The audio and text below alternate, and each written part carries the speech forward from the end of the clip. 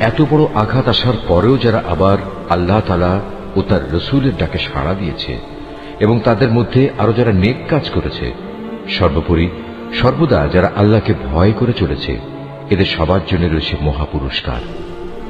যাদের মানুষেরা যখন বলল, তোমাদের বিরুদ্ধে কাফেরদের এক বিশাল বাহিনী জামায়াত হয়েছে, অতএব তোমরা তাদের ভয় করো, এই বিষয়টাই যারা যথার্থ ঈমানদার তাদের ঈমান আরো বাড়িয়ে দিল। তারা বলল, আল্লাহ তাআলাই আমাদের জন্য যথেষ্ট এবং তিনিই হলেন উত্তম কর্মবিধায়ক। অতঃপর আল্লাহর নিয়ামত ও অনুগ্রহ নিয়ে এরা এমন ভাবে ফিরে এলো যে কোনো প্রকার অনিষ্টই তাদের স্পর্শ করতে পারল না। এরা আল্লাহর সন্তুষ্টির পথই অনুসরণ করল। বস্তুত আল্লাহ তাআলা মহা অনুগ্রহশীল। এই হচ্ছে তোমাদের প্ররোচনা দানকারী শয়তান। তারা শত্রুপক্ষের অতিরঞ্জিত শক্তির কথা বলে তাদের আপনজনদের ভয় দেখাচ্ছিল। তোমরা কোনো অবস্থায় তাদের এ হুমকিকে ভয় করবে না, বরং আমাকেই ভয় করো যদি তোমরা সত্যিকার অর্থে ঈমানদার হও। হে নবী, যারা দ্রুত গতিতে কুফরির পথে এগিয়ে যাচ্ছে তাদের কর্মকাণ্ড যেন তোমাকে চিন্তান্বিত না করে। তারা কখনো আল্লাহর বিন্দুমাত্র কোনো ক্ষতি সাধন করতে পারবে না। মূলত আল্লাহ তাআলা এদের জন্য পরকালে পুরস্কারের কোনো অংশই রাখতে চান না। তাদের জন্য অবশ্যই কঠিন আযাব রয়েছে।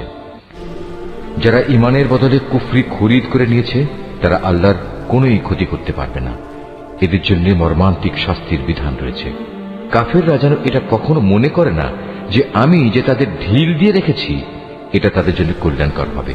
আসলে আমি তো তাদের অবকাশ দিচ্ছি যেন তারা তাদের গুনাহের বোঝা আরো বাড়িয়ে নিতে পারে। আর তোমাদের মধ্যে তাদের জন্য প্রস্তুত রয়েছে লাঞ্ছনাদায়ক আযাব। আল্লাহ তাআলা কখনো তার ঈমানদার বান্দাদের তোমরা বর্তমানে যে ভালো মন্দে মিশানো অবস্থার উপর আছো এর উপর ছেড়ে দিতে চান না, যতক্ষণ না তিনি সৎ লোকদের অসৎ লোকদের থেকে আলাদা করে দেবেন।